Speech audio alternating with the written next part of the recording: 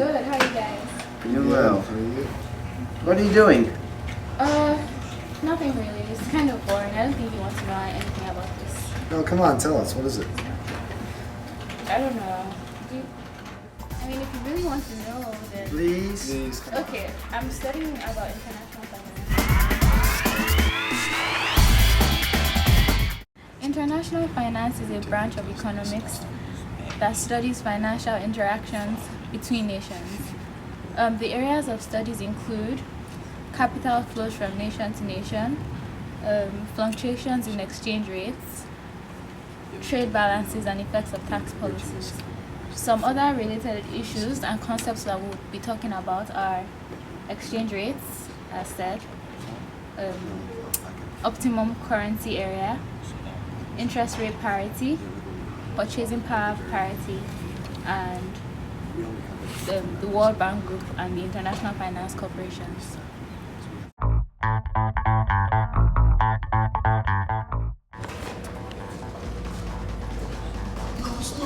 Oh my god.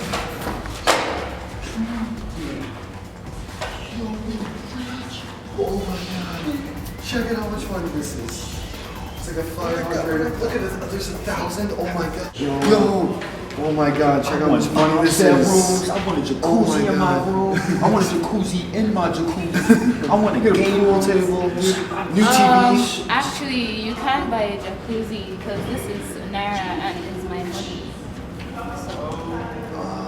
Four. We have four currencies here. This is Canadian dollars, Nigerian naira, British pounds, and dollars, American, that we use here in the US. But the thing is, this is 10 Canadian dollars and this is 10 British pounds, but both can't buy the same things. Like if I go to England, I probably can't buy the same thing with Canadian dollars that I would buy with pounds, and if I come to Canada, I can't buy the exact same thing I can buy in England for 10 pounds with 10 Canadian dollars. And James is the one that knows why that is, because of...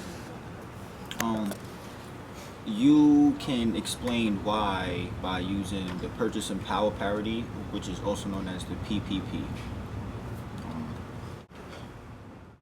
As you can see, the purchasing power parity, also known as PPP, is an economic theory that estimates the amount of adjustments needed on the exchange rate between countries in order for the exchange to be equivalent to each currency's purchasing power. There's an equation that helps you find out the purchasing power, which is S equal P1 over P2, and this is where S represents the exchange rate of currency 1 to currency 2, P1 represents the cost of good X in currency 1, and P2 represents the cost of good X in currency 2. A large part of international finance is the exchange rate. The exchange rate is getting more important because as globalization increases, or the trading between nations, the value of the good being traded is going to be required more.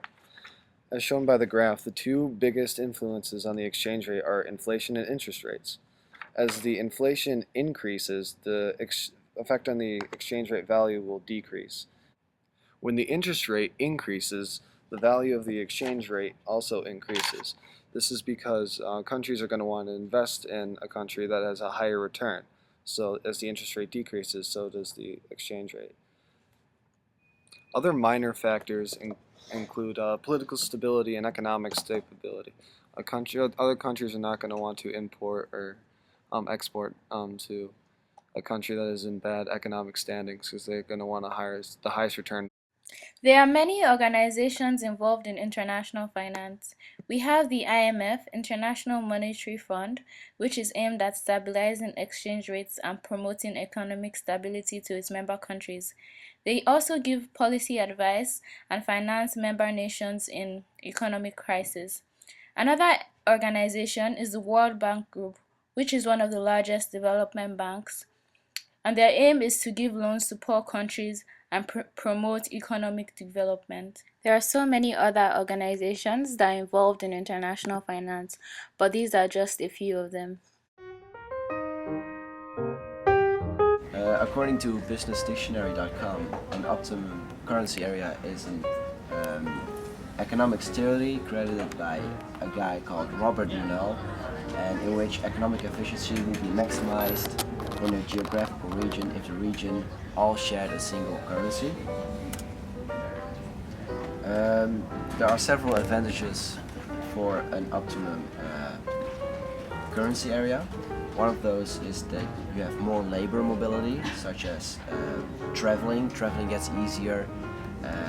You don't have cultural barriers. And you have institutional arrangements. Other advantages are there is more capital mobility. There is more flexibility of the prices and wages. And participants have a risk-sharing system, and also they also have a similar business cycle.